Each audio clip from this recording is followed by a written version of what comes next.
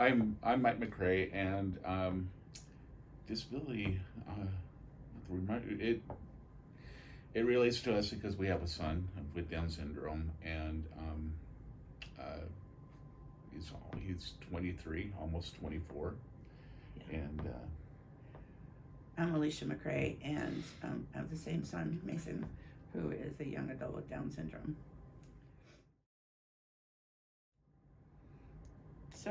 So what we found is that having a child with Down syndrome shows you the compassion in others. As they grow up, shows you all of the little natural helper kids in school. so Mason, our son is very, very intuitive, and he seems to feel a lot more deeply, and he seems to have many more emotions, and That he can't always express appropriately. That's true. Yeah. I think Down syndrome in particular, people in general should understand that Mason and other people with Down syndrome can do everything they can do. It just takes longer. And we used to, present at Sunday school here, talking about Down syndrome and how with the kids, how, do you play soccer? Yeah, so does Mason. And do you go bowling? Yeah, so does Mason. So I think that probably if people didn't assume what limitations might be, and we've actually had to learn that as parents too. Well, overlooking the limitations and looking at what Mason can do is changed kind of the way we raised him. Yeah, I think we're still guilty We too. They're, We're learning. Yeah, it's a learning curve. It really is. For us, it's been significant. Yes.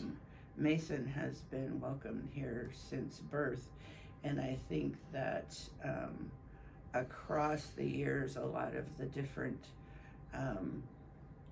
leadership and church members have played significant roles from when he was in the nursery and would get too excited, and every time he got excited, he threw up.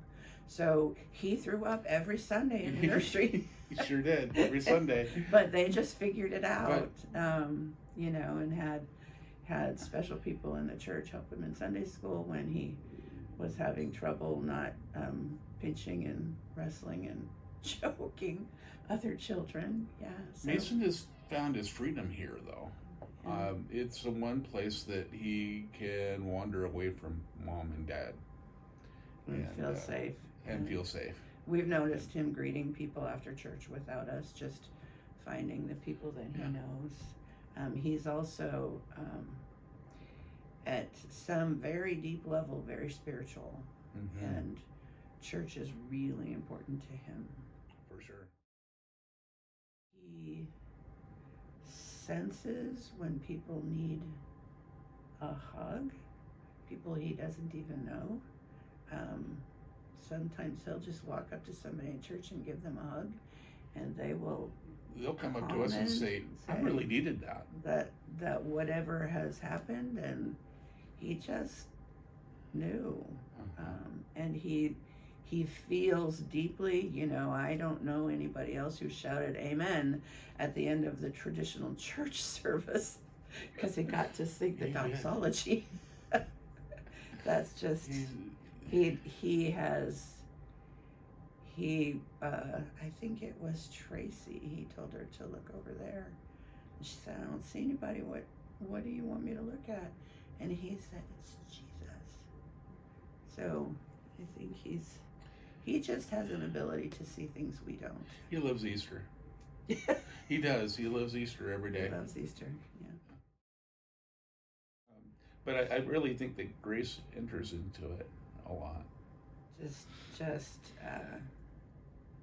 grace for when people don't maybe behave or speak in a tone or manner that is what's generally socially acceptable. Yeah. That there's still people. Not everybody wants a piggyback ride from Children's Moment, you know. Yeah. That's not everybody speaks out when they're moved to do so and ask why during the sermon. Yeah. We appreciate the church more than anybody knows. And so does Mason. Yeah. Oh, yeah.